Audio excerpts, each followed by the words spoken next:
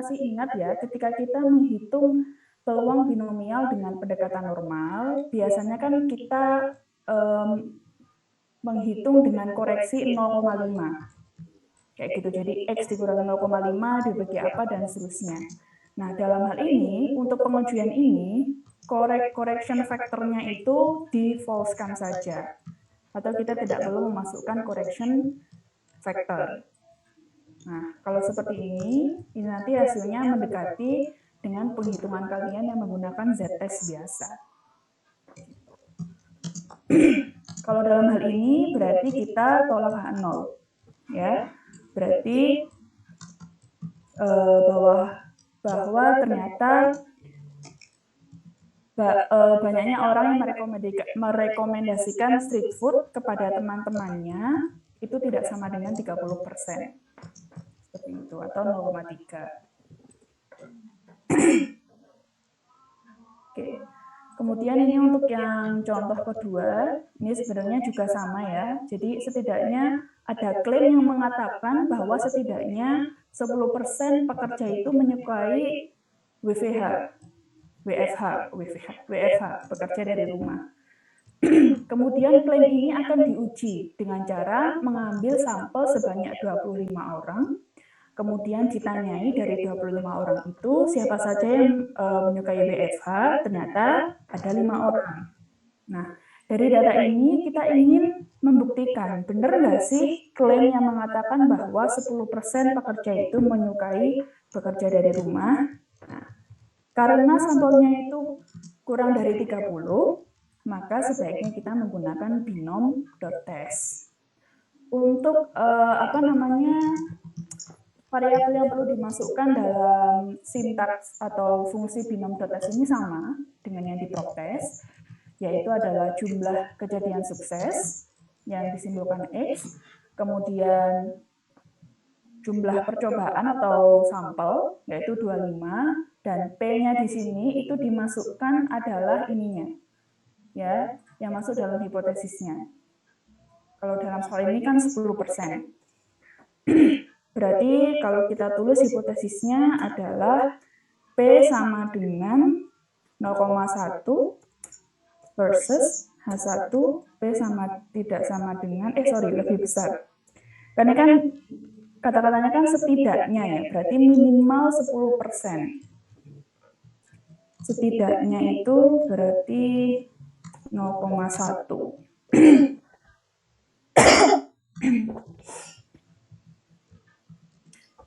Berarti dalam hal ini alternatifnya kita gunakan greater atau lebih besar.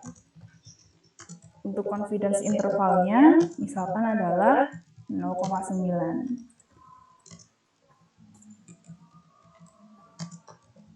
Kalau kita lihat di sini 0,09 itu kurang dari 0,1.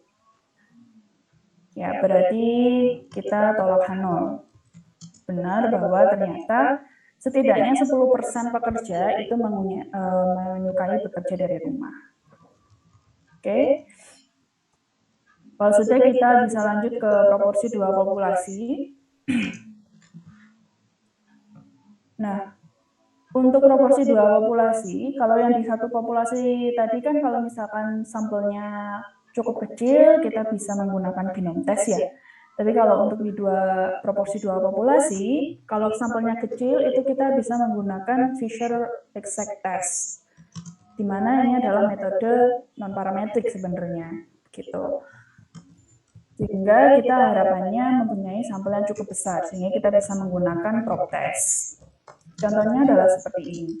Terdapat dua grup individu, yaitu A dan B, di mana A di sini adalah penderita kanker paru-paru sebanyak 500. Jadi di jumlah total respondennya itu adalah 500 penderita kanker paru-paru dan 500 orang yang sehat, tidak menderita penyakit apapun termasuk yang tidak menderita kanker paru-paru.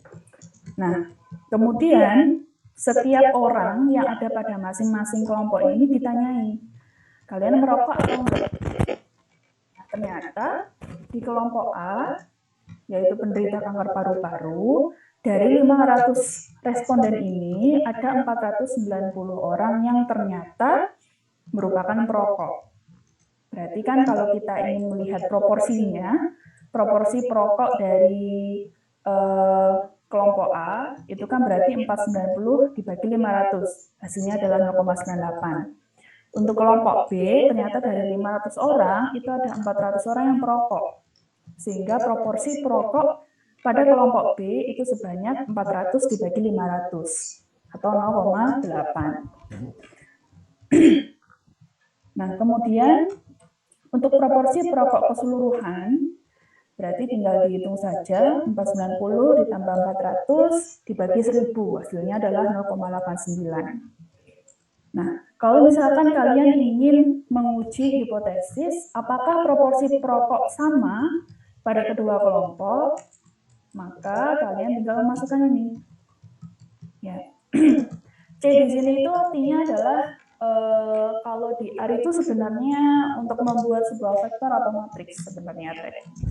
Jadi nanti X kita definisikan jumlah kejadian sukses.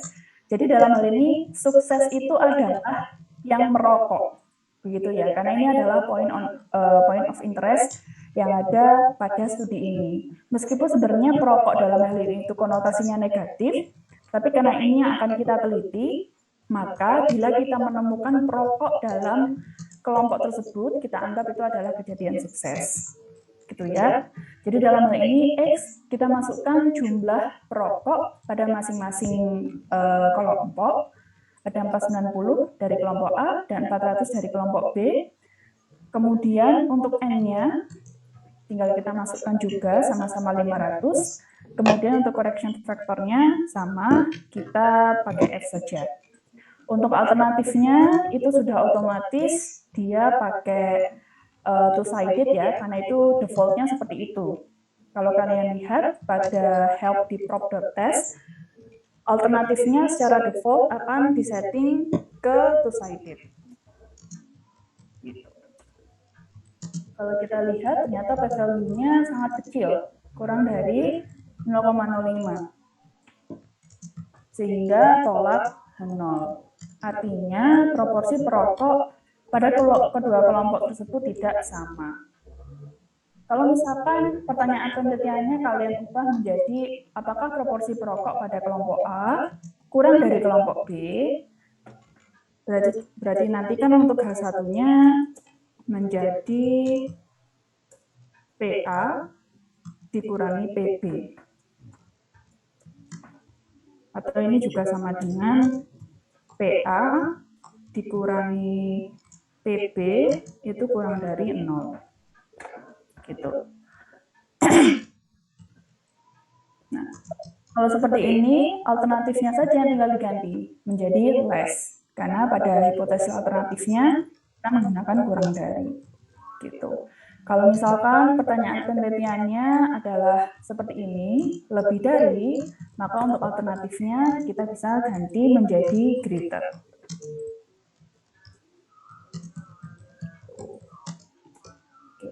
Kalau kita lihat ternyata proporsi perokok pada kelompok A memang lebih dari kelompok B. Secara signifikan, proporsi perokok pada kelompok A lebih besar daripada kelompok B. Oke, simple itu. Untuk confidence interval, kalian juga bisa lihat apakah hipotesis PN0 ya, ini masuk dalam confidence intervalnya. Kalau misalkan nggak masuk, berarti kita tolak 0.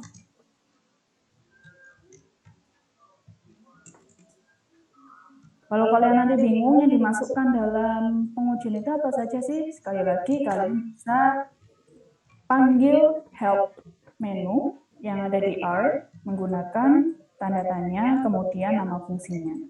Nanti akan keluar. Oke. Kalau misalkan ternyata yang ingin diketahui itu apakah memang benar selisih antara proporsi perokok pada kelompok A dan proporsi perokok pada kelompok B itu misalkan 10 gitu ya. atau 0, kalau karena proporsi ya, misalkan proporsinya selisihnya apakah benar memang 0,3. Berarti 0,3 ini perlu kalian masukkan dalam fungsi proptestnya, yaitu kalian simbolkan P. Di mana P-nya kita masukkan nilai ini, 0,3. Kalau kalian lihat di bagian help-nya, secara default P-nya itu adalah nilainya 0, yaitu seperti ini. Ya, tapi kalau misalkan ternyata dia tidak 0, berarti P-nya harus kalian definisikan. Berapa yang ingin kalian uji? Apakah 0,3, apakah 0,5, dan seterusnya. Gitu ya. Cukup simpel sebenarnya. Asalkan kalian ingat aja sih untuk fungsinya seperti apa. Oke? Dan yang ditanyakan? Kalau enggak kita mungkin bisa masuk ke uji hipotesis skala populasi ya. Jadi untuk uji hipotesis skala populasi itu kita bisa menggunakan ANOVA. ANOVA sebenarnya sudah maksudnya kalian sudah sangat familiar dengan ANOVA ya. Ketika TMS, ketika pengujian rata-rata lebih dari 2 populasi, kemudian kalian gunakan juga di regresi, di rancop, macam-macam lah pokoknya. Sebenarnya ide awalnya itu adalah untuk membandingkan min antar kelompok. Apakah min antar kelompok ini berbeda secara signifikan atau tidak? Kayak gitu. Jadi kalau di rancop kita ingin mengetahui apakah rata-rata antar kelompok itu berbeda atau tidak. Kalau misalkan berbeda secara signifikan, oh berarti treatment yang kita berikan itu berpengaruh signifikan terhadap respon. Idenya sebenarnya seperti itu. Tapi konsep awalnya adalah memang untuk membandingkan rata-rata. Nah, untuk uji hipotesis skala populasi ini, kalian perlu untuk menginstal package ini dulu, DPLYR. Ya, silakan kalian install terlebih dahulu di RStudio kalian masing-masing.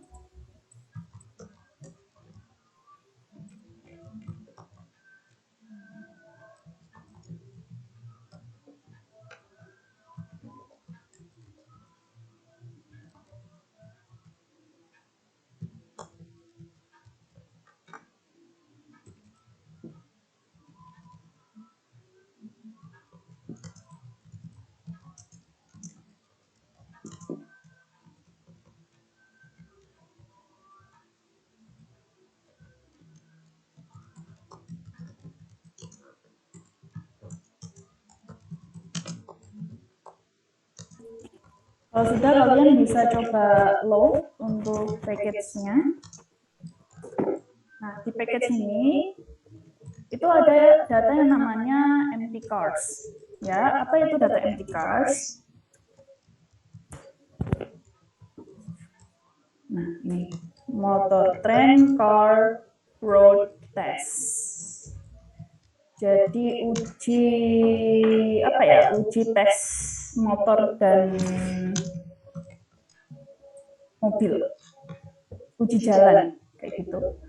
Ada sebanyak 32 mobil. Commercialized full consumption and the next specs of automobile design. Kalau misalkan kalian bingung apa saja variabelnya, kalian bisa menggunakan fungsi str untuk mengetahui variabel yang ada pada data empty cars. Kalau kita lihat di sini ya, empty cars terdapat 32 observasi dan ada 11 variabel. Kemudian semua ini ternyata dideteksi sebagai numerik. Kalau kita lihat sebenarnya kalau kita lihat seperti variabel VS, kemudian IM, itu harusnya adalah faktor.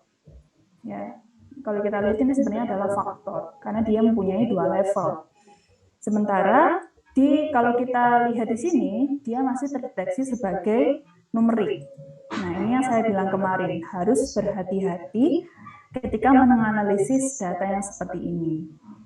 Karena kalian harus mengubah jenis datanya terlebih dahulu dari yang awalnya numerik diganti menjadi faktor. Gitu. Oke. Setelah kita tahu definisi dari masing-masing ya, kemudian kita coba gunakan data ini untuk melakukan pengujian ANOVA. Misalkan kita ingin mengetahui apakah terdapat perbedaan antara rata-rata kapasitas mesin, atau dalam hal ini adalah displacement, untuk persneling atau gear ini yang berbeda. Berarti sebenarnya yang 10 ini itu harusnya kita deteksi sebagai integer atau faktor juga. Oke, karena kan untuk berarti kan seperti ini ya. Untuk hipotesisnya itu adalah apakah mu1, kalau kita lihat di sini gear-nya kan ada 2. Number of forward gear, atau kita coba lihat dulu datanya seperti apa. Bisa pakai fungsi view.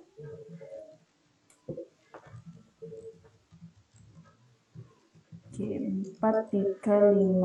Oke, berarti di sini ada 3 jenis ya, yaitu adalah gear 3, gear 4, dan gear 5. Oke. Kemudian kita ingin mengetahui apakah terdapat perbedaan antara rata-rata kapasitas mesin atau displacement untuk persneling yang berbeda. Berarti dalam hal ini ada 3 kelompok. Kelompok gear 3, 4, dan 5. Itu kan berarti lebih dari 2 ya, sehingga kita bisa menggunakan ANOVA. Sekali lagi, sebelum kita masuk ke dalam pengujian, kita bisa melakukan visualisasi data terlebih dahulu. Seperti biasa, kalian bisa menggunakan box plot, kemudian kalian masukkan persamaan, di mana displacement ini adalah rata-rata atau kapasitas mesin, dalam hal ini juga bisa kita definisikan sebagai responnya. Kemudian ini adalah kelompoknya yang akan kita bandingkan. Kalau kalian lihat di sini, ini ada sintak faktor. Gunanya apa? Gunanya adalah untuk mengubah jenis data gear ini yang awalnya numerik, kalau di sini kan terbaca numerik, menjadi faktor. Gitu. Kalau kita lihat, jadinya kan seperti ini. Kalau misalkan faktornya dihapus ya, jadinya seperti apa? Coba kita lihat.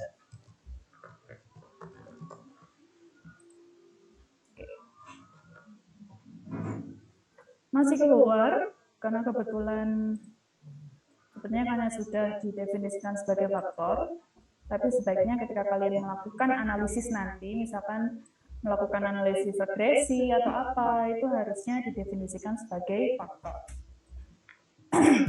Oke, kalau sudah, kalau kita lihat di sini, oke, kira-kira informasi apa yang bisa kalian dapatkan dari box plot yang sudah keluar ini? Gear 3, 4, dan 5. Kalian bisa jelaskan?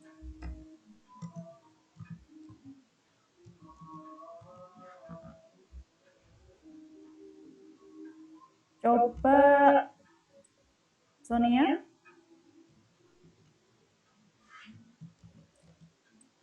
Sonia masih hadir nggak? Hadir, Bu. Oke, kira-kira informasi apa yang bisa kamu dapatkan dari box plot ini? Itu, Bu, variansnya untuk yang 5 itu dilihat dari lebar box plotnya itu lebih lebar, jadi varians yang ada di variabel 5 itu beragam, Bu, paling banyak. Paling banyak. Oke, ada lagi?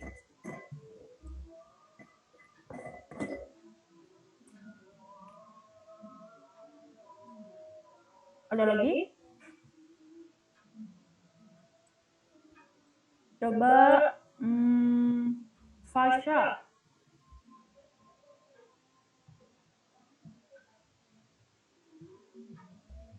Fasya hadir? Hadir. Bisa tambahkan Fasya?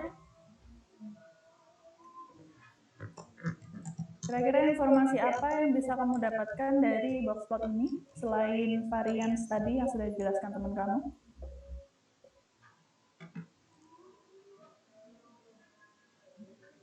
Ini mungkin Bu, ketiga box plotnya itu tidak simetris karena nilai min sama median tidak sama.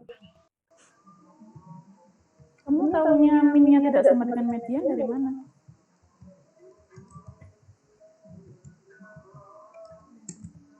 Dari mana, Fasya? Apakah di situ ada simbol untuk menunjukkan rata-rata? Suara apa itu? Suara apa?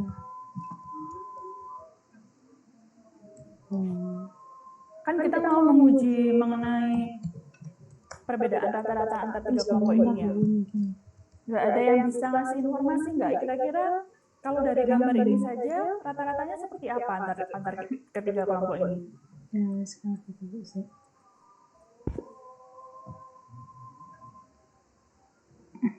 Di bangun ini kok muter tadi. Coba Aris.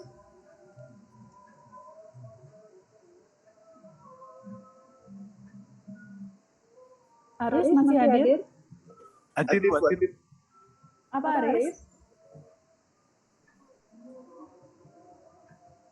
Tahu nggak yang saya tanyakan tadi apa?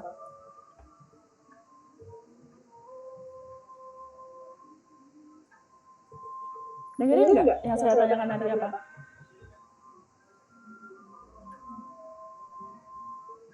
Kok diem? Halo, Bu, halo, Bu.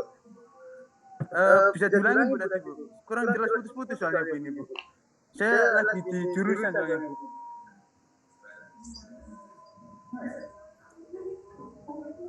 Apa informasi yang bisa kamu dapatkan dari box plot ini? Itu, Bu, dari ketiga box plot itu tidak ada yang simetris, Bu. Tidak ada yang simetris. Terus? Iya. Terus dari di box plot 4 itu keragaman datanya itu kecil, Bu. Oke, terus itu sudah disebutkan sama temanmu semua. Ada yang lain? Terus yang lain, Bu. Tahu nggak ini digunakan untuk apa?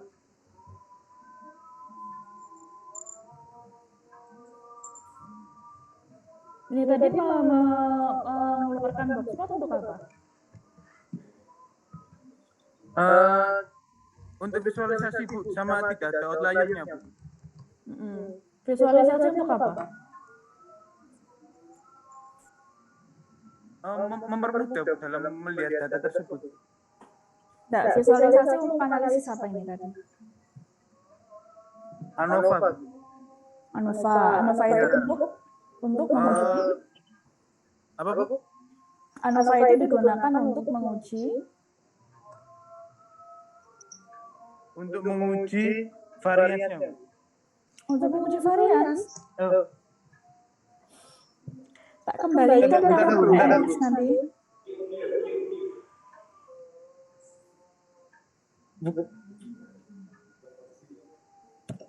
Rata-rata, Bu. Itu di sana kamu sama siapa? Orangnya. Ini, Bu, sama anak-anak, Bu, pada fokus semua, Bu, di sini, Bu. Memperhatikan, Bu. Pada di sekre. Di kelas, Bu, DC 105. Laptop, Bu, laptop, Bu. Tadi kan saya tanya dong. Ini kan kita konteksnya berbicara mengenai perbandingan rata-rata.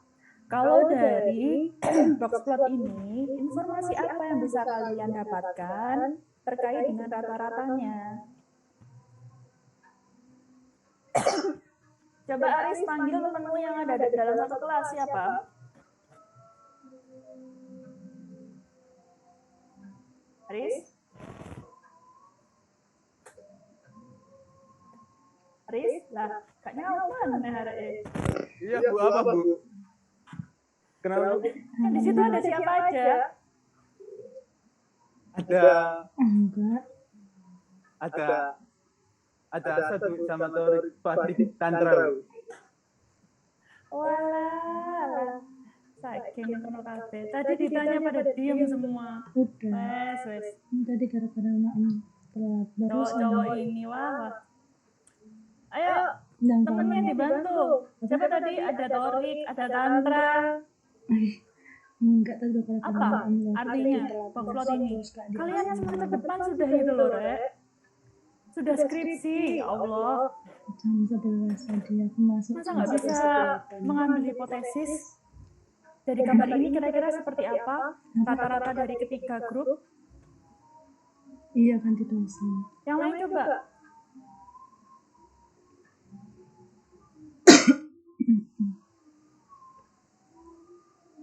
Nah, diem. Udah bangun lain. Saya bertanya. Udah Oke, bangun lain. salah satu dulu. Silakan Vita. Ya Kalau wes. dilihat dari gambar backlotnya rata-ratanya itu tidak sama, Bu. Tidak sama. Oke. Kenapa? Berarti nanti kira-kira hipotesisnya seperti apa? Berarti H0 itu karena kan kita menurutnya kita agak sama itu kan berarti jadi H1 ya. Berarti H0-nya semua rata-ratanya sama. Apa? Untuk hipotesis alternatifnya? Oh, masih ganti. Kalau alternatif tidak semuanya itu sama. Oke, nah sudah tertulis sih di sini. Tapi setidaknya dari sini kalian bisa tahu gitu, Rek. Kira-kira kalau misalkan kalian melakukan analisis of variance ANOVA itu hasilnya seperti apa? Oh, kemungkinan besar nih kayaknya nggak sama gitu. Oke deh, coba saya lakukan pengujian untuk meyakinkan hipotesis saya, dugaan saya itu benar nggak kayak gitu. Ya, jadi sebenarnya dari selembar apa ya namanya ini, sebuah gambar ini itu sudah bisa memberikan banyak informasi bagi kalian. Dan idealnya memang ketika kalian merumuskan hipotesis, itu kalian lihat secara visualnya seperti apa. Kayak gitu. Kalau misalkan ternyata 4 sama 5 ini ternyata sejajar gitu ya, oh berarti ada kemungkinan bahwa rata-rata di kelompok 4 sama kelompok 5 itu ternyata sama. Tapi dia di kelompok 3-nya tidak sama. Kalau seperti itu coba deh saya lakukan pengujian ANOVA dulu. Kalau ternyata misalkan menurut statistik ternyata dia berbeda secara signifikan, tidak semua rata-rata sama, maka rata-rata mana ya yang nggak sama? Coba saya uji yang 3 sama 4 atau 3 sama 5 kayak gitu untuk meyakinkan hipotesis kalian. Gitu ya. Jadi lalu berpikirnya harusnya seperti itu. Jadi tidak asal tiba-tiba nguji, tiba-tiba maksudnya kalau misalkan kalian bisanya itu cuma running data terus ambil kesimpulan aja tapi nggak bisa memberikan informasi lebih sebagai seorang statistisi, ya kalian nggak ada bedanya dengan anak-anak di departemen lain, di departemen non statistik kayak gitu. Ya. Ada yang masih ingat nggak? Kira-kira asumsi dari ANOVA itu apa saja? Kan pasti terikat asumsi nih.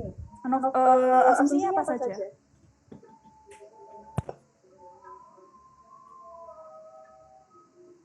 Identik, independen, dan berdistribusi normal. Oke, identik, independen, dan berdistribusi normal. Ya, identik dalam hal ini adalah apanya yang identik?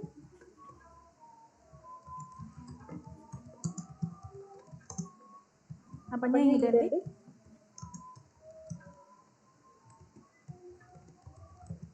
Nah, diem. Apa yang identik? Varians residualnya. Variansnya.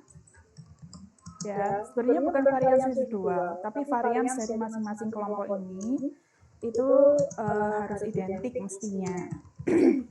Karena untuk rata-rata itu bisa dipengaruhi, perbedaan rata-rata antar kelompok itu memang bisa dipengaruhi oleh varians pada masing-masing kelompok, atau memang perlakuan yang diberikan ketiga kelompok itu memang memberikan pengaruh, begitu, Cik. Sehingga agar tidak bias, kita perlu memastikan bahwa varians ketiga kelompok ini identik. Gitu.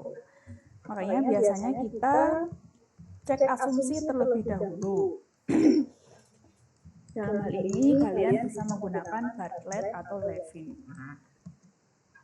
Ya, caranya seperti ini. Kalau pakai Bartlett berarti kita ini yang ingin kita uji itu adalah rata-rata dari kapasitas mesin atau displacement-nya. Dalam hal ini adalah responnya. Kemudian kita definisikan untuk ketiga kelompok ini, yaitu gear. Kita definisikan bahwa gear-nya itu sebagai faktor.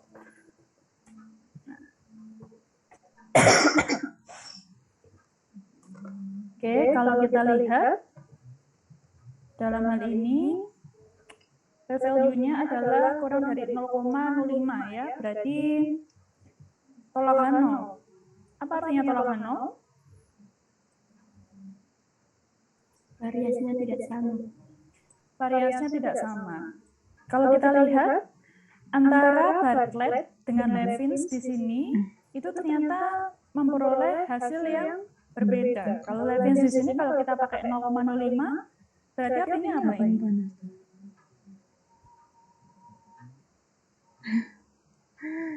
Variasinya sama. Variasinya sama. Kalau dalam hal ini mana yang perlu kita ambil? Kita lihat dulu ya. Kalau awal tadi kan Bartlett itu sebenarnya kita gunakan kalau misalkan datanya itu berdistribusi normal. Gitu. Kalau misalkan Levins itu kita gunakan kalau misalkan datanya non normal. Nah, sebenarnya ini adalah justifikasi dari tergantung pada justifikasi penelitinya.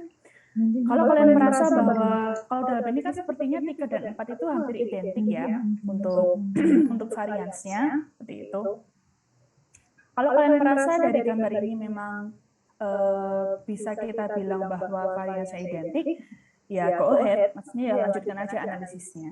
Kalau misalkan kalian merasa bahwa varians dari ketiga kelompok ini tidak bisa dibilang identik, maka kalian perlu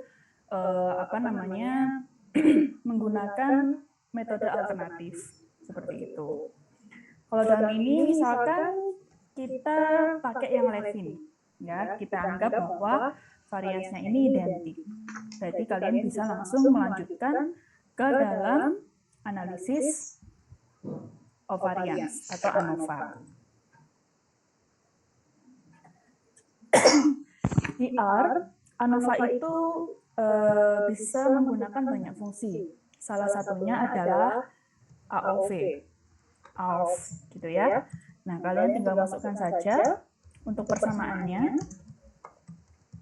AOV dalam kurung displacement faktor untuk variabel gear. Nah, hasil dari rangingan yang ini itu disimpan dalam variabel mtcars_ALF. Untuk melihat hasilnya, tinggal kalian keluarkan summary dari hasil ini tadi. Dengan cara ketik summary dalam kurung mtcars_ALF. Nah, kalau kalian lihat, ternyata kesimpulannya adalah tolak 0. Berarti benar bahwa setidaknya ada satu kelompok yang memiliki rata-rata berbeda dengan kelompok yang lain. Gitu. Untuk melihat mana yang berbeda, sebenarnya kemarin kan saat rancop itu kalian sudah belajar mengenai uji lanjutan ya, untuk mengetahui mana dari ketiga kelompok ini yang berbeda.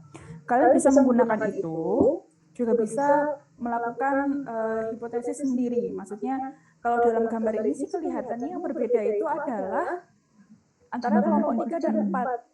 Kayak gitu ya. Coba aja kalian tes uji rata-rata antara kelompok 3 dan 4. Kalau misalkan mau yang lebih efisien, ya menggunakan uji perbandingan rata-rata yang serentak itu. Itu ya. Oke. Sekarang kita bisa lanjut ke ANOVA 2 arah. Ada yang tahu bedanya ANOVA 1 arah sama 2 arah itu apa? Apa? Oh iya, tak bisa. Bedanya apa 1 arah sama 2 arah?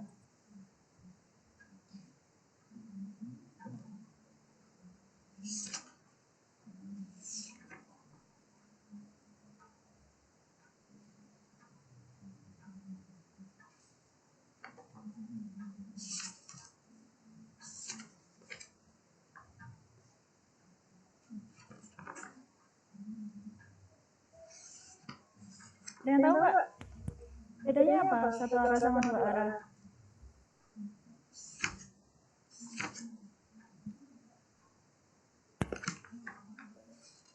Faktornya, Bu. Faktornya kenapa? Kalau 1 arah itu faktornya hanya subfaktor. Kalau di sini tadi kan faktor yang kir. Kalau 2 arah itu ada 2 faktor. Ada 2 faktor. Jadi kita ingin mengetahui perbedaan rata-rata dari displacement itu untuk 2 faktor yang berbeda. Kalau dalam contoh ini itu adalah kir dan IM. IM ini adalah jenis transmisi, Rek. Ada yang otomatis, matic, ada yang manual. Kalau dalam bahasa kita seperti itu. Nah, kita ingin mengetahui bagaimana perbedaan rata-rata dari displacement pada kelompok yang berbeda di variabel kir sama di variabel transmisi. Seperti itu. Makanya kalau kalian lihat di sini, ya kita ingin melihat. Kalau misalkan di kelompok AM sama dengan 0 itu, kita coba lihat ya. Tadi ini, AM sama dengan 0, transmisinya 0, itu artinya matic. Kalau 1 itu adalah manual. Berarti box plot ini, kalau kita keluarkan, ini menunjukkan perbedaan rata-rata displacement dari kelompok 3 dan 4 pada transmisi matic. Kalau yang bawah ini pada transmisi manual. Kayak gini. Kira-kira yang berbeda mana, Rek? Yang di manual atau yang di matic? Kalau dari gambar ini.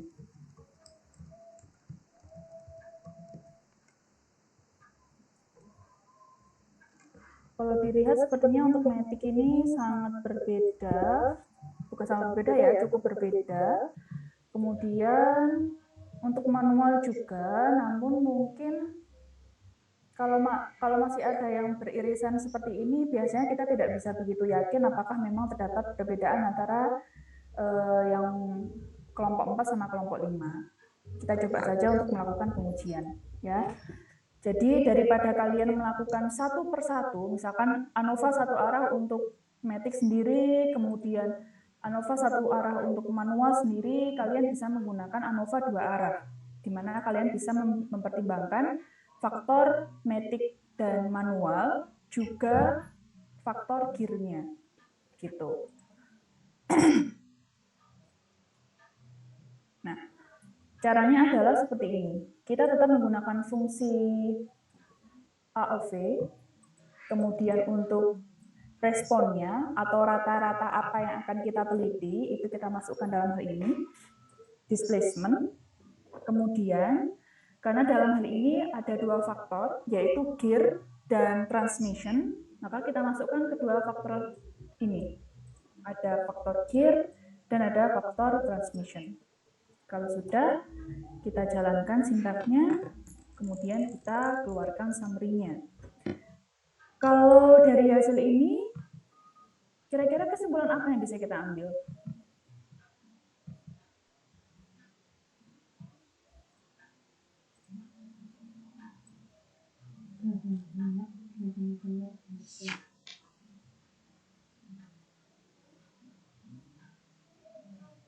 Coba Syakila,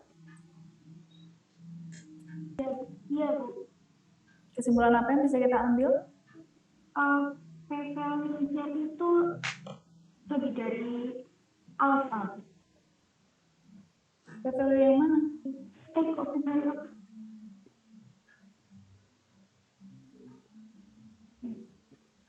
Kesimpulannya apa?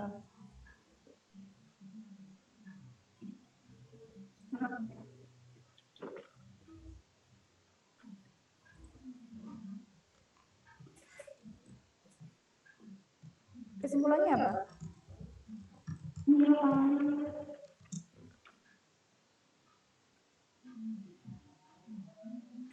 Yang faktor kirinya itu Paul. Parahal artinya apa? Paul berarti setidaknya ada satu kelompok yang memiliki rata-rata berbeda. Oke, kemudian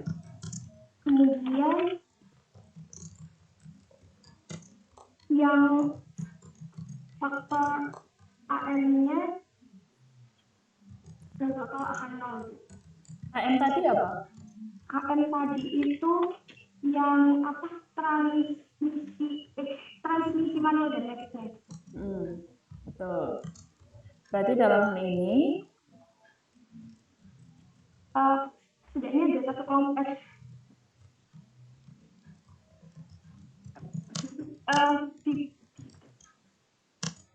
semua kelompok memiliki rata-rata yang sama.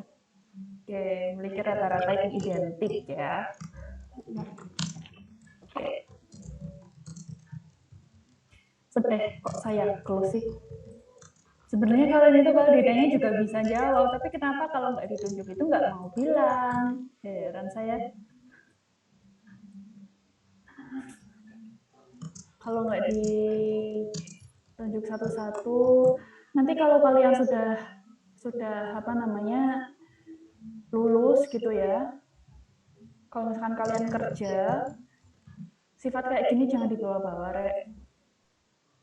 Gitu. Kalian nggak akan kemana-mana dengan sifat yang seperti ini. Kalian pun kalau punya usaha itu juga harus berani ngomong, gitu. Kalian yang mencari klien, bukan klien yang mencari kalian. Kalau masih mau dalam tahapan merintis usaha ya, kalian harus aktif, gitu. Sehingga coba inisiatif, baik ketika di kelas maupun di luar, itu coba inisiatif. Nggak usah pedulikan mereka yang ngomong, kamu kok caper banget dan sebagainya. Mereka yang malas, bukan kalian yang caper. Gitu. Oke? Saya harap sifat-sifat seperti ini tuh sudah dihilangkan di diri mahasiswa. Oke, sekarang kita masuk ke MANOVA. Nah, seperti yang namanya, MANOVA itu artinya adalah multivariate ANOVA. Sehingga dalam hal ini, variabel rata-rata yang akan kita uji itu lebih dari satu. Kalau yang tadi, yang dua ANOVA yang sudah kita bahas tadi, responnya kan hanya satu. Rata-rata yang akan kita uji kan cuma satu, yaitu rata-rata dari displacement. Tapi kalau MANOVA itu kita bisa melakukan pengujian rata-rata dari beberapa variabel secara bersamaan. Sebagai contoh ini, sudah saya tulis ini kan juga bisa baca. Suatu percobaan memberikan dua perlakuan A dan B kepada dua kelompok tikus. Nah, efek perlakuan ini bisa kita lihat pada berat dan tinggi badan. Sehingga dalam hal ini, yang menjadi responnya adalah berat dan tinggi badan tikus tersebut. Nah, peneliti memiliki hipotesis bahwa keduanya secara bersama-sama dipengaruhi oleh perbedaan perlakuan. Nah, MANOVA dalam hal ini dapat digunakan untuk menguji hipotesis. Apakah memang benar dua perlakuan A dan B itu akan mempengaruhi berat dan tinggi badan tikus secara bersama-sama. Seperti itu, ya. Nah, untuk contohnya, kalian bisa menggunakan data dari IRIS. Kata ini bacanya IRIS atau IRIS ya. Kita coba dapatkan informasi dari tentang IRIS ini apa. sepal length and width and petal length and width were expected from each three species of iris. Nah, kalau kita lihat seperti ini, jadi ini data mengenai bunga, 50 bunga dari 3 spesies iris. Nggak tahu saya iris itu apa ya, biologi ini harusnya. Kemudian kita coba, kita attach datanya dulu. Kalau datanya sudah ada bawaan dari R-nya, entah itu melekat pada salah satu package, itu kalian bisa tinggal attach. Ya, tapi kalau misalkan datanya itu dari luar, maka kalian harus import terlebih dahulu ke dalam R-nya, baru kalian bisa attach. Oke, kalau sudah, kita lihat untuk variabel yang ada dalam data frame ini ada apa saja. Ternyata ada 5 variabel. Ya, kemudian spesiesnya ini ada 3, yaitu setosa, versicolor sama kita lihat deh, iris.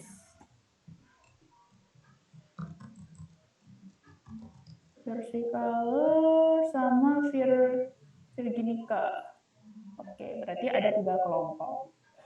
Pertanyaannya adalah, apakah ada perbedaan yang signifikan dalam panjang sepal dan petal antara spesies yang berbeda? Oke, berarti dalam hal ini yang menjadi responnya adalah panjang sepal dan panjang petalnya. Untuk faktornya itu adalah spesiesnya yang memiliki 3 level, yaitu setosa, versicolor, sama virginica. Nah, karena dalam hal ini responnya ada 2, yaitu panjang sepal dan panjang petal, maka kita bisa menggunakan MANOVA. Gitu. Kita bisa menggunakan fungsi MANOVA. Nah, kita simpan dulu, kita buat suatu variabel yang kita gunakan untuk menyimpan hasil dari MANOVA. Dalam hal ini saya kasih nama res.man. Kemudian kalian bisa menggunakan fungsi MANOVA.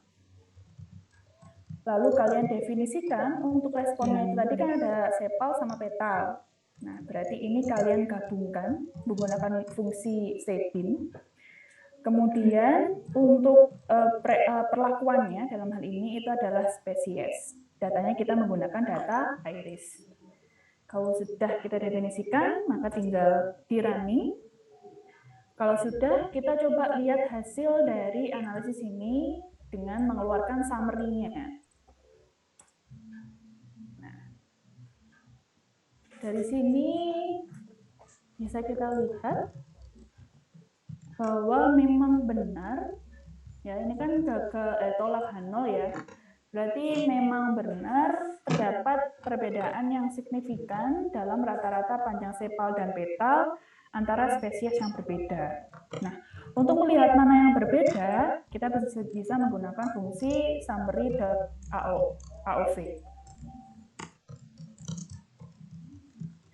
Kalau kita lihat di sini, oke, ternyata yang berbeda itu dua-duanya berbeda ya. Di sepal, di panjang sepal itu spesiesnya berbeda secara signifikan. Untuk yang di petal juga berbeda secara signifikan. Sehingga kita bisa menyimpulkan bahwa kedua variabel tersebut sangat berbeda nyata antar spesies. Oke, sudah selesai untuk materi uji hipotesis. Sebenarnya kemarin saya hari ini saya juga mau mengajari untuk yang uji hipotesis parametrik ya, tapi saya belum selesai untuk menyiapkan materinya. Tapi sebenarnya ini adalah materi tambahan aja sih. Karena kalau dilihat dari RPS kita kemarin itu sebenarnya cakupannya hanya untuk peluang harapan, kemudian untuk PMS sama metode regresi. Kalau parametrik itu kan ada sendiri seperti itu. Cuma mungkin ini juga penting untuk kalian ketahui ya, bahwa sebenarnya setiap pengujian hipotesis di metode parametrik itu selalu punya alternatif lain untuk non parametriknya. Contohnya untuk pengujian rata-rata. itu kita bisa menggunakan Wilcoxon. Ya, ada one sample Wilcoxon untuk t-test, untuk one sample t-test. Kemudian ada juga untuk two sample Wilcoxon atau Mann-Whitney, itu untuk two sample t-test. Ada juga untuk Wilcoxon rank test, itu untuk t-test. Kemudian nanti ada juga untuk ANOVA itu, saya lupa kemarin apa ya, Kruskal-Wallis kalau tidak salah. Itu adalah alternatif non-parametrik untuk ANOVA. Nanti bisa coba dibaca-baca lagi ya. Untuk non-parametriknya, siapa tahu nanti saat skripsi kalian butuh itu. Karena kemarin saya lihat beberapa mahasiswa juga ada yang sempat menggunakan uji non-parametrik ya karena asumsi normalnya memang tidak terpenuhi. Tapi yang perlu kalian tahu bahwa meskipun non-parametrik itu bebas dari asumsi distribusi normal atau distribusi dari datanya, cuma biasanya non-parametrik itu memiliki asumsi bahwa bentukan data atau sebaran data itu harus identik. Kalau misalkan dia one sample, ya ini yang sudah saya tulis di sini, maka datanya itu harus terdistribusi secara simetris di sekitar mediannya. Sehingga jumlah data sebelum dan sesudah median itu harusnya hampir sama. Tapi kalau kasusnya seperti itu sampel, kemudian key sampel, itu maka sebaran datanya itu harus identik. Kalau di parametrik itu kan kayak homogeneity variance ya. Kalau di non-parametrik itu kita nyebutnya adalah sebaran data. Gitu. Harus identik. Kalau misalkan kelompok 1 sebanyak 48% itu sebelum median, maka untuk kelompok 2, 3, dan seterusnya harusnya kurang lebih juga sama dengan yang di kelompok 1, kayak gitu. Oke, nanti untuk non-parametriknya bisa coba kalian pelajari sendiri. Sebenarnya ini sudah bisa banyak ditemukan di banyak referensi ya, di buku-buku ada, di paper juga ada, kayak gitu. Nanti bisa dicoba pelajari sendiri.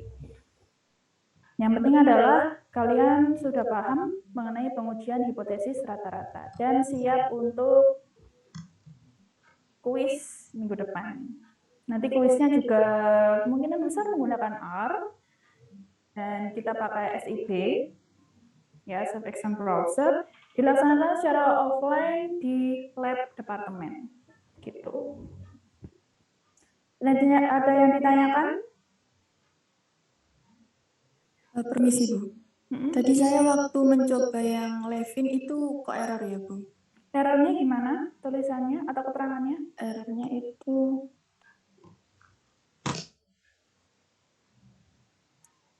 couldn't find function. Couldn't find function, berarti library-nya belum kamu install. Itu butuh library yang mana ya Bu? Saya juga lupa. Ada di pengujian rata-rata satu populasi. Package-nya adalah CAR. Ini. Kalau package-nya kayaknya kamu sudah punya. Kalau misalkan yang kemarin kamu ikuti praktik ini, tinggal di-load saja. Oh iya, baik Bu, terima kasih Bu. Oke. Ada lagi? Ibu, saya belum absen Bu. Nabila Hana. Saya juga Bu. Anissa Putri. Saya juga Bu. Boleh saya juga. Rombongan. Siapa lagi tadi? Anissa Putri, terus Aulia Rahma Bu. Syakila Maka. saya satu-satu.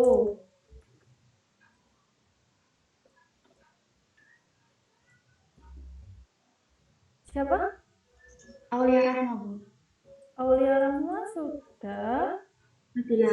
Belum. Satunya Syakila. Ya Allah, saya bentar. Tak klik nggak bisa, ternyata harus login lagi.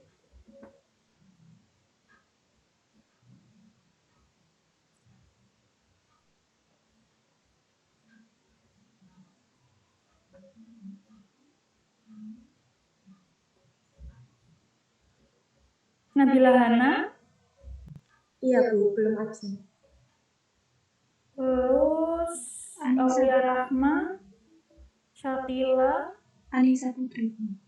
Anissa Putri, udah. Ini kalimatnya mana ini? Saya Bu, maaf Ibu. Belum absen juga Bu. Kamu mana Fatih? Ya berarti di saya kayaknya telat deh. Di jurusan juga nggak ini? Iya buat di jurusan. Tadi PC-nya itu Bu, nyambungnya agak lama. Oh, alah. Oke, sudah semua berarti ya. Permisi Bu. Ya, Untuk saya kemarin Bu masih belum Bu. Yang absen saya Bu. kamu kemarin pas saya absen kemana? Itu Bu, saya masih belum bergabung Bu. Jam berapa kamu bergabung? 5 menit setelahnya Bu, pas pemaparan CPMK kan nggak salah. Oke. Udah? Permisi Bu. Ya. Ini tadi saya visualisasi data yang box putih itu error Bu. Errornya di mana? Mungkin bisa share screen aja. Oh iya Bu, saya izin share screen ya Bu. Yang lain silakan dicoba ya. Lebih baik ketahuan error sekarang daripada nanti pas kuis. Kalian kuis nggak bisa tanya ke siapa-siapa. Apakah sudah terlihat Bu? Bentar, masih loading di saya. Oke. Ini Bu. Sudah bisa error input.new. Feature margins too large. Itu karena kamu nyetingnya itu ini loh, yang tempat untuk mengeluarkan gambarnya itu nggak kelihatan. Kamu gesernya. Oh iya Bu. Coba sekarang di itu lagi. Oh iya Bu. Keluarkan. Iya Bu. Makasih Bu, saya izin Oke. share. Ada lagi? Kalau nggak ada, Saya, Bu. oh ya, kenapa? Saya tadi sudah install package Karena tapi tetap nggak bisa Bu yang Levin tadi. Sudah di load library? Sudah. Coba. Keterangannya apa? Di share screen coba.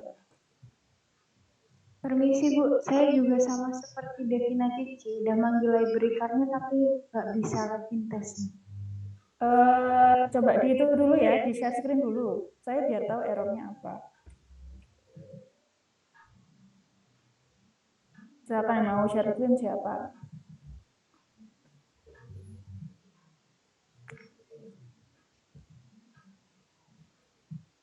Couldn't find function Levin. Ini Bu. Kayaknya tulisannya bukan Lavene deh. Bukannya Levene ya?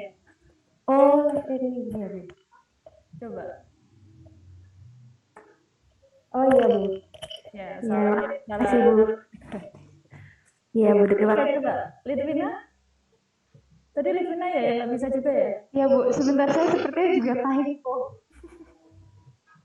Jadi kalau kayak di R, di Python itu juga selain penulisannya harus bebas typo ya untuk function. Kemudian mereka juga case sensitif sehingga A kecil sama A besar itu dibacanya nggak sama. Kayak tadi Levin test itu T-nya kan besar. Kalau misalkan kalian nulis T-nya itu kecil, itu juga nggak akan terdeteksi. Gitu. Jadi memang harus hati-hati. Itu ya. Oke. Ada lagi? Silakan dicoba sebelum ujian, latihan soal. Sebenarnya ini cukup simpel karena kuisnya itu kan bukan ke teori ya, tapi memang ke praktikal. Jadi harusnya kalau kalian sudah banyak latihan dengan banyak studi kasus, nanti kalian akan sudah terbiasa begitu untuk menentukan kira-kira pakai metode apa, kemudian untuk ngerunning sintaknya seperti apa, kayak gitu. Oke, kalau misalkan nggak ada, saya akhiri dulu untuk pertemuan hari ini. Assalamualaikum warahmatullahi wabarakatuh. Waalaikumsalam. Waalaikumsalam warahmatullahi wabarakatuh.